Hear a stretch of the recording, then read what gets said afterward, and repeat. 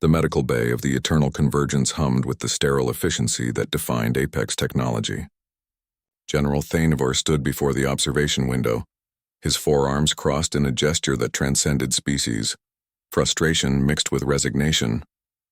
Behind the reinforced glass, his finest warrior, Commander Zixal, lay dying. The toxin has spread too far, the Apex medical officer reported, her translator rendering her clicks and whistles into flat emotionless standard. His secondary nervous system is compromised. The primary will fail within the hour. No one can save him. Thanivor's mandibles clicked in acknowledgement. Zixal had served for 40 cycles, survived 17 campaigns, and earned more honors than any soldier in recent memory. To lose him to a coward's poison dart on a backwater world seemed a cruel joke by an uncaring universe. General. The voice came from the doorway. Thanivor turned to see the human liaison officer, Captain Rodriguez, standing at attention. Beside her was another human, shorter, with dark skin and intelligent eyes that seemed to absorb everything at once. She wore no military uniform, just practical clothes with strange stains on the sleeves. "This is Dr. Amara Chen," Rodriguez said. "She's requesting permission to examine Commander Zixal." A human physician? The medical officer's tone carried something that might have been disdain. "We have the finest medical minds in the Convergence working on this case. What could a species barely capable of interstellar travel possibly offer?" Dr. Chen didn't flinch. She stepped forward, pulling her thick black hair into a hasty knot. "Permission to speak freely, General?" Thanivor gestured his assent, intrigued despite himself. "I've reviewed the scans Captain Rodriguez provided. You're treating this like a conventional neurotoxin, trying to flush it out with your standard protocols." She pulled out a data pad, fingers flying across the surface. "But this toxin isn't breaking down. It's adapting. It's not just killing him, it's rewriting his neural pathways as it goes." The Apex medical officer stiffened. "Impossible. Your scans show what it wants you to see," Chen interrupted. "Look at the metabolic markers here and here. This isn't just poison. It's partially organic, probably a weaponized parasite from a death world, and I'm betting the species that made it evolved in conditions that would make most civilized species weep." She looked up at Thanivor. "Humans come from a death world too, General. We know how death world organisms think." Thanivor studied the human. She was small even by human standards and carried no weapons. Yet there was something in her eyes, a fierce determination that reminded him of Zixal himself. Behind her, Rodriguez nodded almost imperceptibly. "You have 30 minutes, Thanivor decided. After that, the commander's family arrives for the farewell ceremony. I'll need 60, and I'll need your medical officer to stop arguing with every suggestion I make." Chen was already moving toward the decontamination chamber, rolling up her sleeves. "Also, I need adrenaline, your equivalent, 50 cc's of your strongest antihistamine, a neural stabilizer, and something to induce a coma. And ice, lots of ice." "Absolutely not," the medical officer protested. "The ice alone could send him into shock. He's already dying," Chen shot back. "Shock I can work with. Dead I cannot."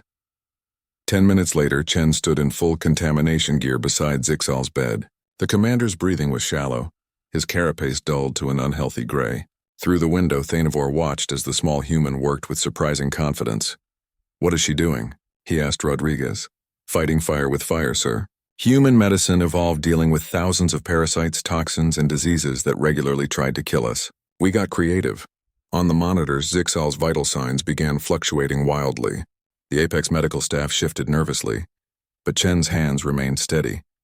She injected something into Zixal's secondary circulatory system, then immediately began packing his thorax with cooling packs.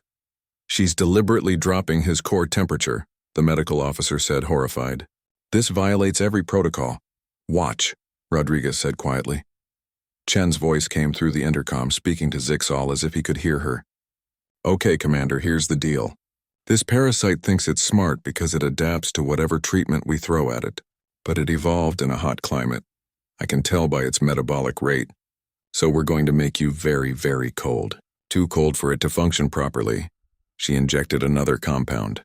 "And then we're going to flood your system with so many contradictory signals that it won't know what to adapt to first. Adrenaline analog to spike your heart rate, antihistamine to shut down your immune response, neural stabilizer to confuse your nervous system readings. The parasite will try to adapt to all of them at once and tear itself apart. Madness, the medical officer whispered. But Zixal's readings were changing. The toxic markers began dropping slowly at first, then faster. Chen grabbed a surgical tool and, with a precision that belied her species' reputation for clumsiness, made a small incision in Zixal's carapace. Dark fluid drained out, writhing with an unnatural life of its own. "There you are," Chen muttered, collecting the sample in a containment vessel. "Got you, you little bastard." 45 minutes after entering the medical bay, Dr. Chen emerged. She was sweating. Her clothes were stained with fluids that probably violated a dozen safety regulations, and she looked utterly exhausted. "He'll live," she announced. "Keep him cold for another 6 hours, then gradually bring his temperature back up. Monitor for secondary infections. The neural damage should repair itself within a few days.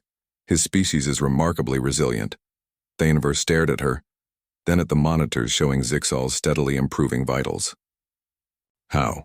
Chen smiled tiredly. "Humans spent millions of years learning how to not die on a planet that really, really wanted us dead. We developed some unconventional solutions."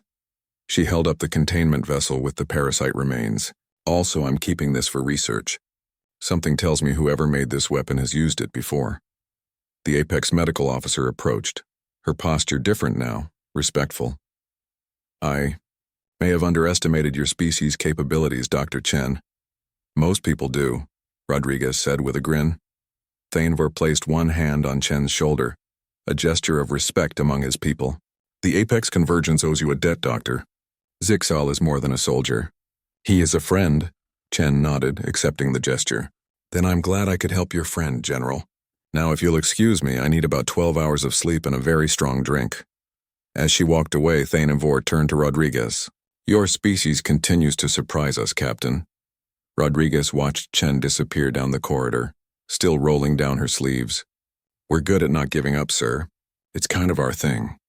In the medical bay, Commander Zixal's eyes flickered open. He would live to fight another day, saved by a small human doctor from a death world who refused to accept that anyone was beyond saving. The galaxy, Thanever reflected, had much yet to learn about humanity.